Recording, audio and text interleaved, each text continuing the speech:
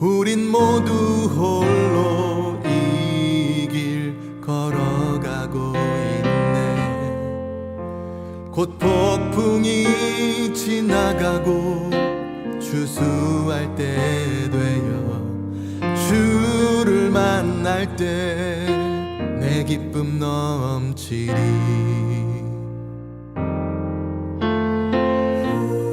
험한 이 세상에 내 피난처 되시며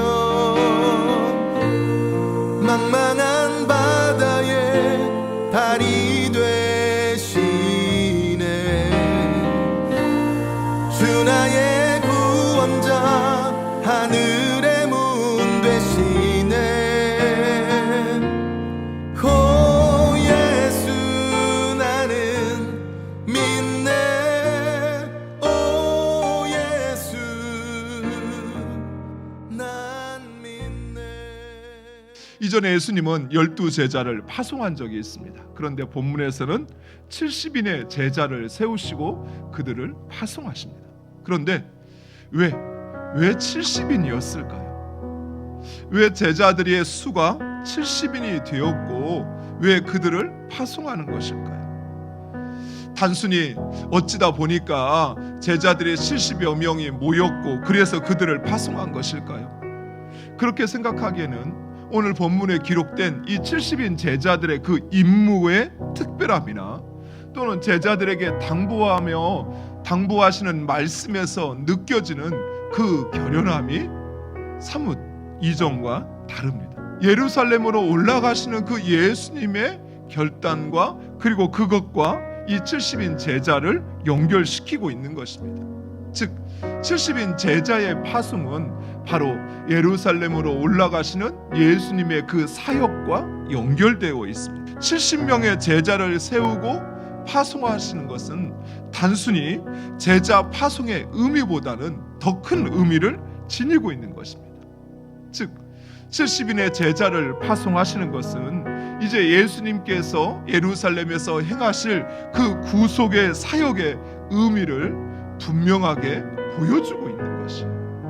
파멸로 치닫는 이스라엘을 향하여 돌이켜 하나님의 평화를 수용하라고 말씀하고 있는 것이에요. 예수님의 사역은 한편으로는 온 인류를 위한 사역이기도 했지만, 그러나 당시 지금부터 2000년 전 그 유대 땅, 그 백성들을 향하여서는 이제 곧 너희에게 하나님의 심판이 주어질 건데 그 전에 너희가 그 하나님의 다스림을 받아들이고 그 평화를 누리라 라고 말씀하는 것입니다.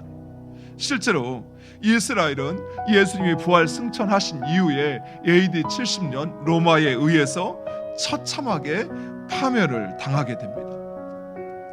사랑하는 성도 여러분, 이스라엘이 멸망한 것은 정치적이고 군사적인 이유 때문이 아니었어요. 그들이 하나님의 평화를 거부했기 때문입니다.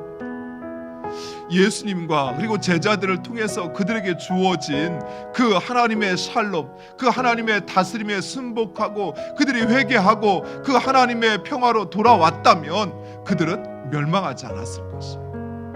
하지만 그들은 그 예수님의 마지막 기회조차도 차버렸던 것입니다. 예수님의 경고는 그들이 그렇게 허투루 듣고 넘길 만한 것이 아니라는 것입니다.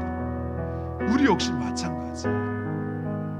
지금 우리에게 주어지는 이 위기, 그것으로 인한 우리의 불편함을 원망하고 불평할 것이 아니라 진정 우리는 우리의 그 자리에서 돌이켜 하나님의 평화의 자리로 들어가야 하는 것입니다. 그러기 위해서 무엇보다도 회개해야만 하는 것이에요.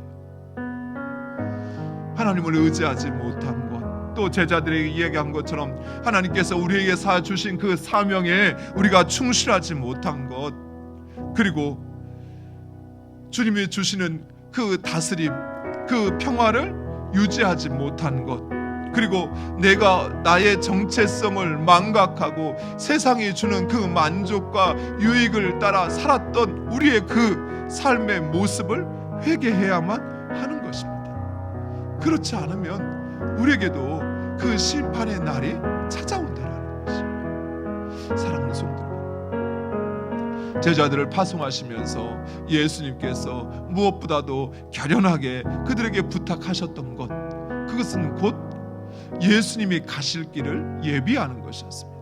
그것은 곧 하나님의 날, 그날이 다가오고 있다라는 것이, 우리의 삶 가운데 분명한 확신과 믿음을 가지고 우리의 삶을 그 하나님의 평안으로 인도하는, 또 그 길을 찾아 나아가는 여러분 되시기를 간절히 축원드립니다.